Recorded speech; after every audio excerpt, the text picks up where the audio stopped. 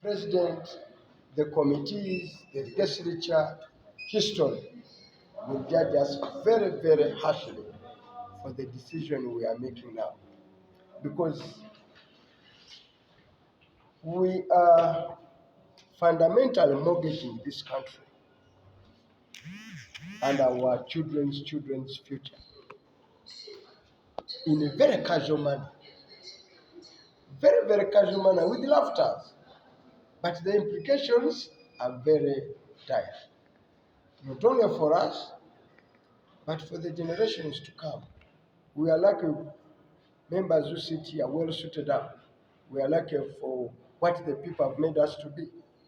But to let Ugandans down in this manner is the last letdown a generation or a crop of leaders can do.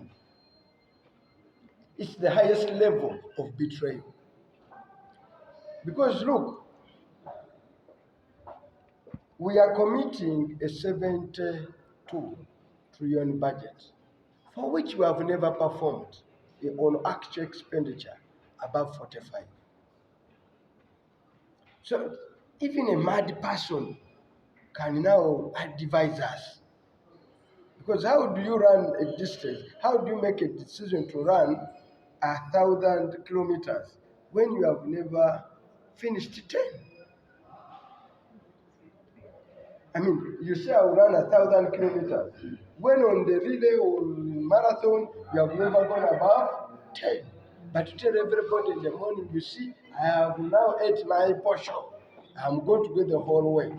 So, but what is happening is that they are putting Uganda and Uganda's future on a wheelbarrow.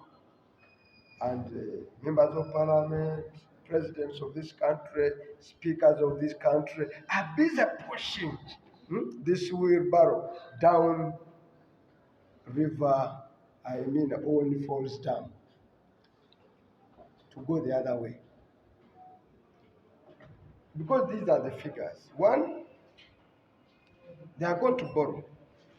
And the first loan that concerns me is the 9.1 trillion that is borrowed that government has now acknowledged. And for me, if Ugandans needed to give a reward, they should have given me a reward. The first time I warned this country that government is overborrowing from Bank of Uganda, they even ran an advert in newspapers to deny. Today, they acknowledge that in 1 year, debt repayment to Bank of Uganda has risen from 4 to 9.1. The full implication of it, you see, government of Uganda, Bank of Uganda is the bank of government. So when people like loans and other payments come up, government of Uganda, Bank of Uganda clears on behalf of what? Government. Then government, within the course of a year, is mandated to reimburse the money that has been cleared by Bank of Uganda. So in the last financial year, government of Uganda thereafter failed to reimburse Bank of Uganda 5 trillion of the money it had paid out on its behalf. That's why now it has gone to 9 trillion. The question is, that's why now government of Uganda had to commit another 40 billion to recapitalize Bank of Uganda, because as it clears, it meets other dues. Then you have to give them, so on top of the 9, then you are committing another 400 billion as a capitalization because of that indiscipline. The full impact of it is straight away you have to give them another 400 billion, because you've not paid your dues and the bank is stressed because it is meeting a lot of commitment on your behalf. So that's the first implication. The question is, where government fails to generate revenue to reimburse Bank of Uganda, then you know that economy is in serious problems. That figure was being hidden away from the public until some of us made noise. And IMF and World Bank came up, please indicate it as a loan. Now it is that tune and it is growing. The other one is because of the net borrowing they are going to make. They are projecting one, a debt rollover that has risen to 19 trillion. Debt rollover is another embarrassment because people who have lent government during a financial year ought to be paid on treasury bills. They are charged on our collection account instantly as it matures. No option. So government must have money at all times. So when Namale wants her money and your bond or treasury bill has matured, you can knock it off without, they don't even need the authority. You knock it automatically from a consolidated account. Now, government realizes that it doesn't have that money. So what it does, it goes back to the market and borrows again. So that when Namale comes for money, the money is there. That's why the debt is rolled over. You don't pay, otherwise you got to have cash to you and you go and do your own things. And those 9 trillions are also from domestic economy that could be doing work and could be doing building factories, giving youth employment. So that money gets stuck there. But the question is, it is rising to 19 trillion. It was 8 last year. It is rising above 10 trillion. It's unthinkable. But what also the other impact is that as you are holding on this money, you are paying interest.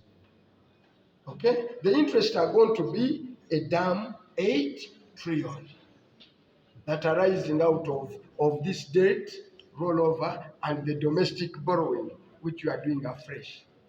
Then the other impact is you have also borrowed money from abroad, which we call amortization. Now, that money borrowed from abroad, the interest and the maturity loans we are paying is going to be another 3 trillion. So when you add to 8, you have 11. That is simply being safe. And then the other thing is that it is internal. It's not also true. Because the banks that are buying these loans, lending government, are foreign dominated. Therefore, there is a net capital flight out of the economy to that magnitude. And that's a full implication of the other economy.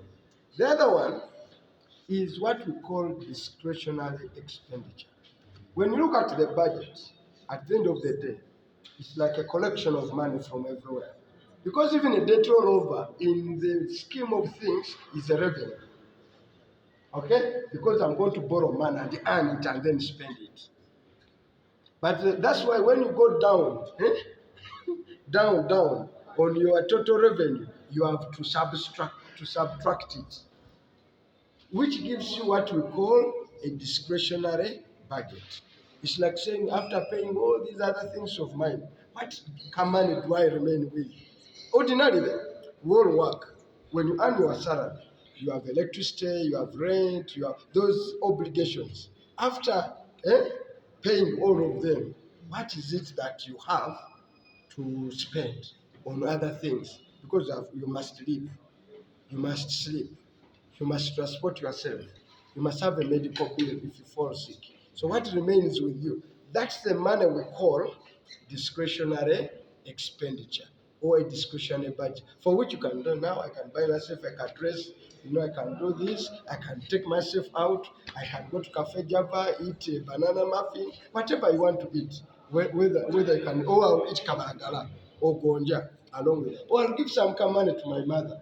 So that money is what we call a discretionary expenditure. Individuals have it, countries have it. You arrive at that money after knocking off all your fixed obligations which you cannot postpone. Now, Uganda, if it does that and takes away all the money on the revenue, okay, you have a negative. That means you completely have collapsed your economy. So these gentlemen and ladies and parliament, for heaven's sake, should have been the firewood. to say, wait a minute, executive, you are damn wrong. But what happens to this institution where I sit in, its titles, honorable colleagues, is that we passed a budget without this debate, without you knowing these issues, without even some MP knowing the full implication. But not because not all MPs, as luck as I am, okay, that they are economists. But also, even if you are an economist, that you've taken care to appreciate and understand these issues. So others need to be explained to us. But they don't even slaughter a goat like that. You say some prayers, even if you are going to unanimous, you are going to hit it with the kabazi, you at least sharpen it, prepare it for but you pass a budget as if you are going to slaughter a pig.